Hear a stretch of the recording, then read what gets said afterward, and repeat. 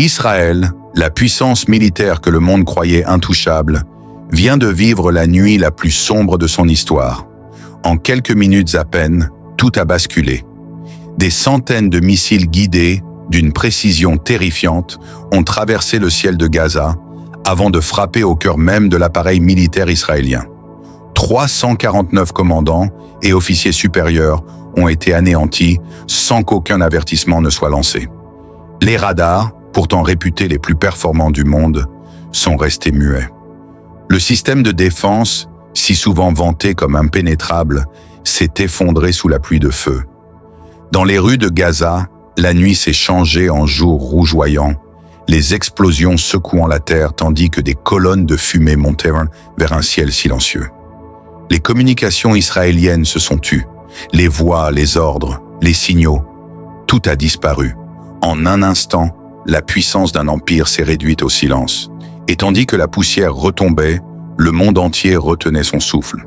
Ce qui devait être une démonstration de force, un avertissement pour Gaza, s'est transformé en désastre total. Ce soir-là, la peur a changé de camp. Le mythe de l'armée invincible vient de s'effondrer, laissant derrière lui un vide, une stupeur et une vérité que nul ne peut ignorer. Même les géants peuvent tomber.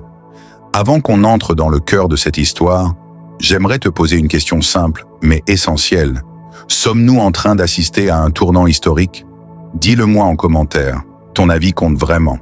C'est grâce à ton interaction que cette vérité peut se propager, que d'autres peuvent ouvrir les yeux sur ce que les médias refusent souvent de montrer. Alors prends une seconde, like la vidéo, partage-la à ton entourage et reste bien jusqu'à la fin. Car ce que tu vas découvrir dépasse tout ce qu'on croyait savoir. Ce n'est pas qu'une actualité, c'est peut-être le début d'un changement profond dans l'histoire du monde. Tout commence au cœur de Gaza, une terre meurtrie, épuisée, mais toujours debout. Depuis des semaines, les chars israéliens avancent méthodiquement, écrasant tout sur leur passage. Les drones bourdonnent dans le ciel, les satellites scrutent chaque ruelle, chaque toit, chaque battement de vie. Israël veut en finir, montrer au monde que sa puissance est sans égale, que sa domination sur Gaza est une question de temps. L'arrogance de la certitude habite les visages des officiers. Tout semble sous contrôle. Tout est calculé, planifié, verrouillé. Mais à des centaines de kilomètres de là, dans le silence d'un centre militaire iranien, un autre plan prend forme. Des officiers scrutent des écrans, leurs visages éclairés par la lumière froide des radars. Un ordre bref, glacial, vient d'être donné. En quelques instants, des dizaines de missiles de précision sont déployés, leur trajectoire programmée pour frapper là où Israël se croit intouchable. Au cœur de ces centres de commandement, en pleine opération. Le ciel s'ouvre alors, lacéré par des traits d'acier qui filent à une vitesse hypersonique. Aucun avertissement, aucune alerte. Les systèmes de défense israéliens, pourtant considérés comme les plus sophistiqués du monde, ne réagissent pas. Gaza, qui tremblait sous les bombes, voit soudain le feu se retourner contre son agresseur. Des lueurs rougeoyantes traversent la nuit, illuminant les visages incrédules de ceux qui, quelques minutes plus tôt, se croyaient invincibles.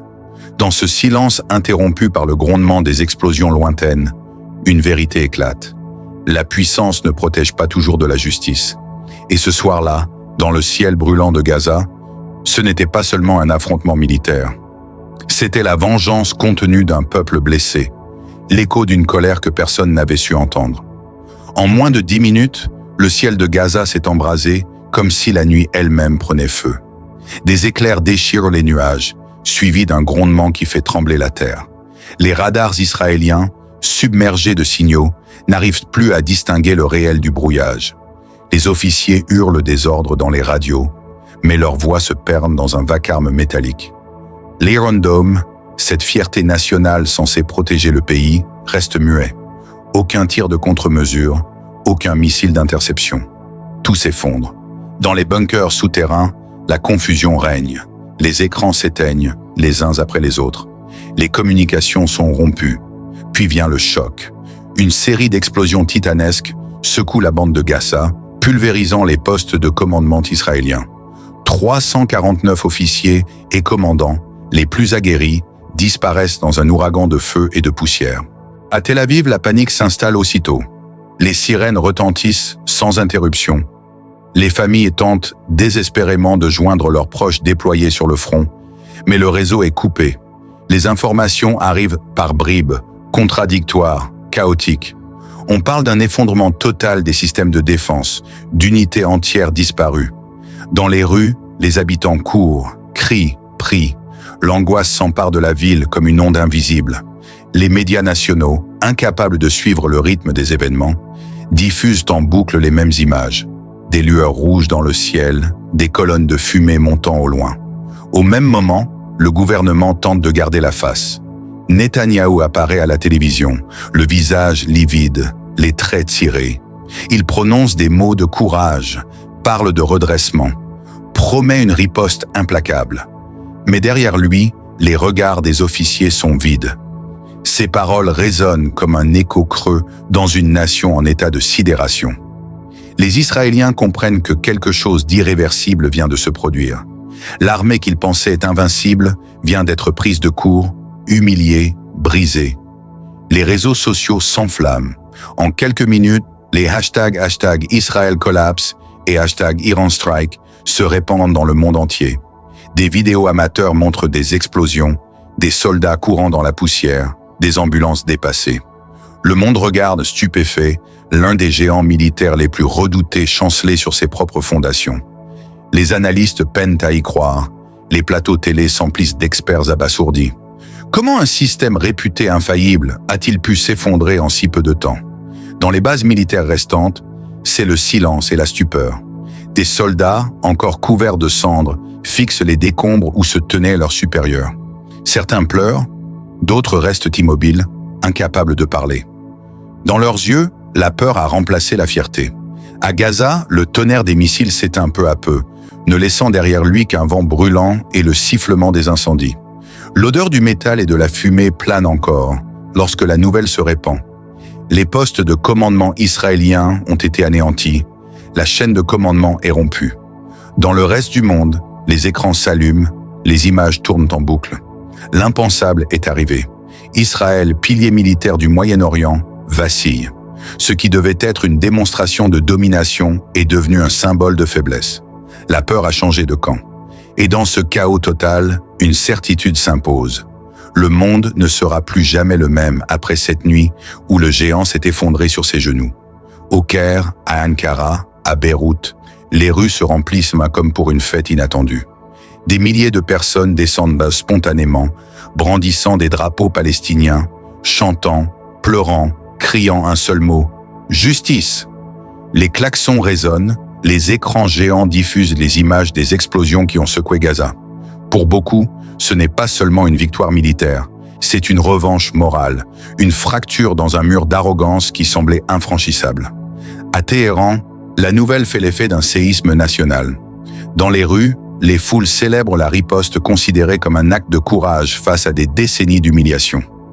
Les drapeaux iraniens se mêlent aux bannières palestiniennes et les visages s'illuminent d'un sentiment rare, la fierté. Les journaux titrent en lettres rouges la chute du mythe israélien.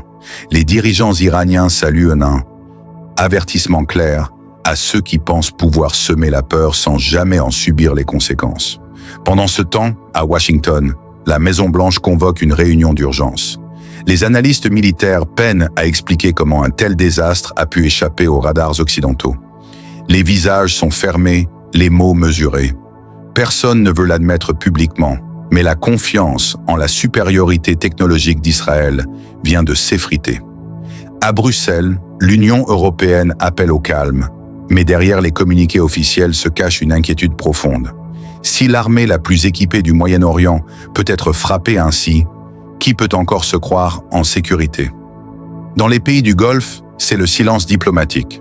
On évite les déclarations, on mesure chaque mot. Mais sur les réseaux sociaux, les citoyens ne se retiennent plus.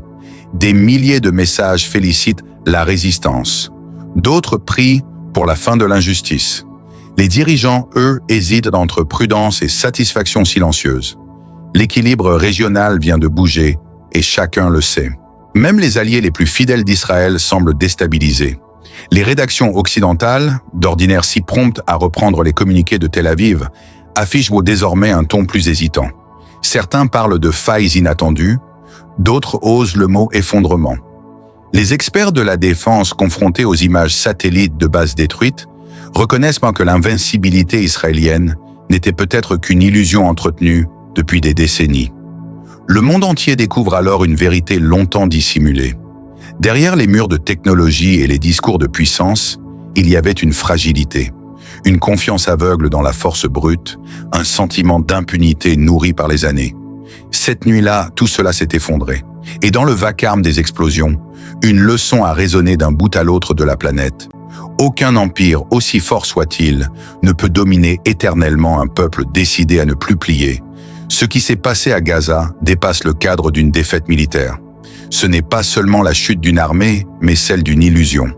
Depuis des décennies, la puissance se croyait suffisante pour imposer la paix, pour écraser la volonté d'un peuple, pour faire taire les voix qui refusent de se soumettre. Mais la force brute finit toujours par se heurter à une vérité plus grande, celle de la résistance humaine, celle du courage de ceux qui n'ont plus rien à perdre. Cette nuit-là, Israël n'a pas seulement perdu des hommes, des machines ou du prestige. Il a rencontré la limite de son arrogance, le point où la domination cesse d'inspirer la peur et commence à éveiller la conscience. Chaque empire dans l'histoire connaît ce moment de bascule. Rome, Babylone, Napoléon, tous ont cru pouvoir défier le temps, et tous ont découvert, à l'apogée de leur gloire, que la puissance matérielle n'est qu'un mirage. Car il arrive toujours une nuit, un événement, un souffle qui renverse les certitudes et rappelle que rien n'est éternel, sinon la vérité. Les nations observent aujourd'hui avec stupeur, mais les peuples, eux, méditent. Dans les foyers, dans les prières, dans les regards silencieux, quelque chose se comprend sans mots. La justice peut être retardée, mais jamais effacée. Ce qui s'est écrit dans le feu et la poussière de Gaza n'est pas une vengeance, c'est une leçon. Une leçon que l'histoire, inlassablement, répète à ceux qui l'oublient. L'arrogance précède toujours la chute. Et tandis que les flammes s'éteignent lentement, une page nouvelle commence à s'écrire. Une page marquée par le souvenir du sang et du courage, mais aussi par la certitude que la vérité finit toujours par émerger, même des ruines. Le monde change, les équilibres se renversent, les certitudes s'effondrent. Mais au milieu de ce chaos, une seule chose demeure, la justice, éternelle et inaltérable, qui finit toujours par retrouver son chemin. Et toi, que penses-tu de tout cela? Sommes-nous en train d'assister à la fin d'une ère ou au début d'un nouvel équilibre mondial? Dis-le-moi en commentaire, ton avis compte vraiment. Chaque mot, chaque réflexion nourrit ce débat que beaucoup veulent étouffer. Si tu veux que la vérité continue d'émerger au milieu du bruit et des mensonges, alors like cette vidéo.